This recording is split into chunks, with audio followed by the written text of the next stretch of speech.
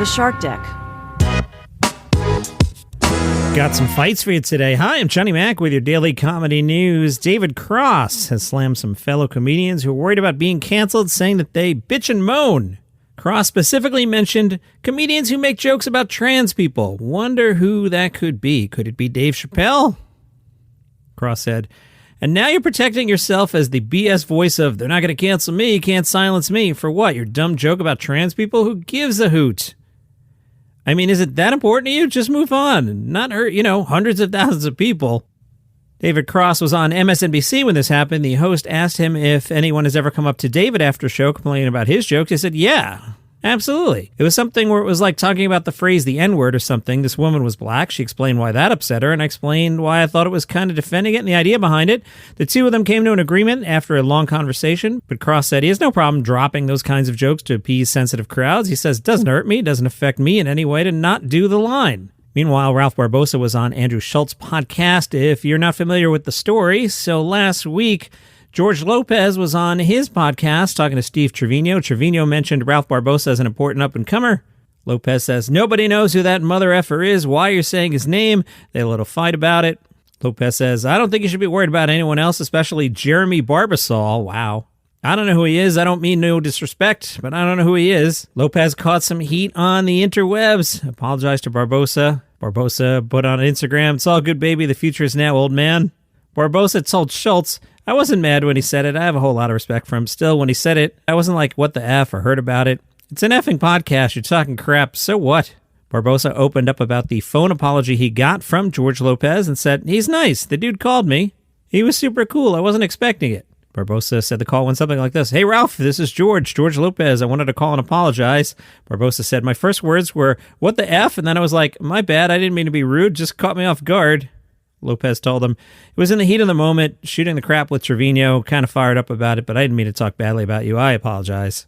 Barbosa prefers that it was a private apology. If not, it said it would have looked like Lopez was doing it for public opinion points. Lopez told him, comic to comic, man to man, I just want to apologize. And Lopez said that Barbosa could call him if he ever needed help with anything. Barbosa said he'll only take George up on that when he really needs it, though. He added, when they compare him to other Latino comedians, he thinks it's funny that they're assuming I looked up to George Lopez. Bert Kreischer was on Monday's Pardon My Take. He's in the second hour. It's a very good listen. I recommend you check it out. They talked at length about the origin of the machine joke. Bert said, I was not the comic I am today. I was a little more hacky. I was a little more derivative of Dane Cook. I think we all were, for the record. We were rip-offs of Dave Attell and Dane Cook. Mitch Hedberg. Those were the goats. And I started doing podcasting, and I did a podcast with Rogan. I had, bits prepared. He's not a bit guy, Joe Rogan gives you a look when you do a bit in front of him, like a girl gives you when you, I don't even know how to clean this up. Do something that could make her pregnant? That? Anyway, Bert says, they wrap up the show and says to Joe, when I come back next time, I'll tell you the story about when I got involved with the Russian mafia. Rogan was like, what? Rogan calls him 3 weeks later and is like, I need you back. Everybody's hit me up about the story. Bert goes on Rogan, tells the story. Rogan says, you need to tell us on stage. Bert says, I was like, oh, no, I don't do that. This isn't for the stage. It's just like hanging out. Rogan said, are you out of your effing mind? Quoting Bert here, Joe Rogan, this man changed my life. Joe Rogan said on that podcast, ladies and gentlemen, if you go to a show, yell out the machine until he tells it. Do not let him do anything else from this point forward. He is only to be known as the machine. Bert does his show in Columbus, Ohio. Rogan says, everyone make him tell the machine. This is in the early times of Rogan. Like in the beginning of the cult, they showed up in droves and the whole show chanted the machine. And this guy in the front row, comedy fan, goes, hey man, it's okay. We know it's not going to be funny, but we'll fake laugh. I was like, what? And he goes, you got to tell it, man. You got to tell it to make it good. And so I was like, all right, I'll tell it. I told that for 4 years. Then the day I posted it on Facebook was the lowest day of my life, lowest month. I even had Tom Segura, my best friend. He's fat shaming me. And it's going viral. It's the funniest thing that's happening on Twitter is everyone fat shaming me. We're in a weight loss challenge that I know I'm going to lose on Rogan. I couldn't stop eating and Tom was losing a ton of weight. I know I'm going to have my beard shaved. My wife's redoing a house. I got fired from the Travel Channel. My house is in destruction. She wants me to get a vasectomy. And I remember getting into a fight with her.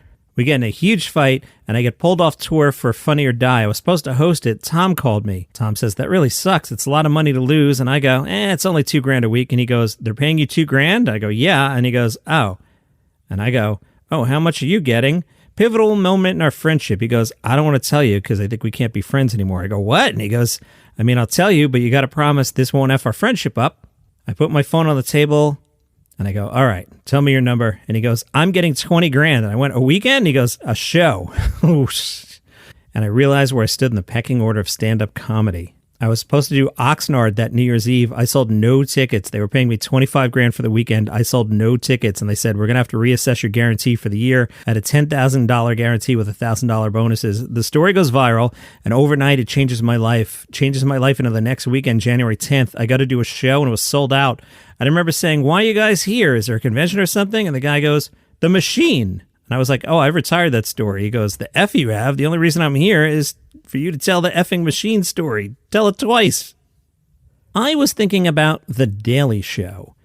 Like last week, Sarah Silverman hosted. It happened. Did it matter? Is The Daily Show relevant at all right now? Are you paying any attention to the guest host? And here's my point here, because as I was thinking about The Daily Show, it feels like Sarah Silverman is guest hosting for Jon Stewart. Like, it doesn't feel like it was ever Trevor Noah's show. Like, that came and went. It feels like everybody is subbing for Jon Stewart. And that's kind of the way I feel like when I see Fallon. I'm waiting for Johnny Carson to get back from vacation. Johnny hasn't been on in over 30 years. And Jay Leno happened, and Conan happened, and Jay Leno happened again. And it still feels like Johnny's show. And I feel like Jon Stewart still has this big shadow over The Daily Show. And I don't know, this guest host thing, I don't get it. Pick somebody already.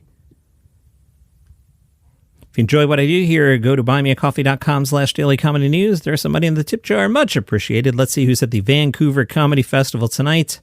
7 o'clock, Basim Youssef. 7 o'clock, Chris DiStefano. Matt Rife at 7. MSG Comedy at 8.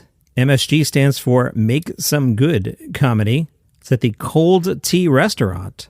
Looks like their thing is Asian fried chicken. 2 pieces for $7.50 Canadian. We can get some curly fries poutine for an $8 for a large if you want to split it. Maybe we'll do that. We could see some comedy and eat at the same time. Let's keep looking at the schedule. We don't have to decide yet. 9:30, the new wave of stand-up TV taping. CBC Gem's new wave of stand-up features a diverse lineup of Canada's hottest new comics gathered for one hilarious night. Everybody will do 10-minute sets, and there are 3, 4, 5, 6, 7, 8, 9, 10, 11, 12, 13, 14. Might have to do that one. That's a good value. Jared Freed at 9:30, and Matt Rife again at 9:30. All right, what should we do tonight? What do you think? MSG Comedy, we'll get some food at 8 o'clock, and then we'll bounce on over to new wave of stand-up TV taping at 9:30. That sounds like a plan, doesn't it? Let's head on over to Gossip Corner. Did Emily Ratajkowski break up with Eric Andre? Remember last week, Eric Andre was taking naked pictures in front of Emily. Well, fans are questioning whether or not they've broken up after Emily posted a TikTok video. It's a selfie. She's lying down on her bed, and the text says, "What should you do when a situationship ends?" Jason Zinneman writes about comedy for the New York Times, and he echoed something that I have said. I said on Monday's podcast that we have to stop using the word special for everything, and we should use the word hour more often. Jason wrote, when it comes to stand-up specials, it's a best of time, worst of time situation. There have never been more being made, released, and available to a global audience than right now. According to Sean McCarthy's newsletter Epiphany, there have already been 55 released this year, more than one a day. Yikes. Jason writes, while most hours are terrible, rote, or entirely mediocre, there are gems that would have remained entirely obscure. He used as an example Nathan McIntosh's special, describes it as an inconspicuous-looking blonde guy dressed in khaki pants, a white t-shirt, and a button-down. His new hour did not get picked up by any major platform, but you can watch it free on YouTube. And if you're like Jason, convulse with laughter. I watched it, and it was fine, and I just didn't care, and I bailed after about 10 minutes. I'm not saying it's horrible. It's not going to make my end-of-the-year list. I didn't think it was anything quote-unquote special, but it was fine. Nathan is very high energy. I was actually wondering if the video sped up, and I still am wondering if it's sped up. So you can check out Nathan McIntosh. That's on YouTube. Marlon Wayans has a special coming out March 2nd on HBO Max. It's called Marlon Wayans, God Loves Me. Here's the log line, though. On March 27th, 2022, Chris Rock cracked a joke on Jada Pinkett Smith, and Will Smith got up and slapped the crap out of one of the greatest comedians of all time. That had nothing to do with Will, nothing to do with Jada, nothing to do with Chris. It was my fault. Wayans delivers a hilarious hour-long performance, unleashing his spot-on impressions and fearless physical comedy to address one of the most infamous recent events in pop culture, the slap, blah, blah, blah. Wayans skillfully weaves anecdotes from his own life with stories about his longtime friends, from divulging his teenage crush on Jada Pinkett Smith, getting humbled by Chris Rock in an early stand-up set, and examining the impact of Will Smith's long career. Marlon Wayans, God Loves Me, HBO Max, March 2nd. That's your comedy news for today. Follow the show for free on Apple Podcasts, Spotify, YouTube, wherever you get your shows, and I'll see you tomorrow. Hello, I am Mark Francis, host of Palace Intrigue, the podcast that delves into the daily drama of the British royal family. These short daily episodes cover the latest news and scandals involving the likes of Prince Harry, Meghan Markle, Kate Middleton, King Charles, and the rest. From backroom sources to public controversies, we've got you covered. Whether you're a long-time fan or just curious about the royals, Palace Intrigue is the perfect podcast for you. So join us as we explore the lives, legacies, and dramas of the British monarchy. Subscribe now and never miss an episode of Palace Intrigue.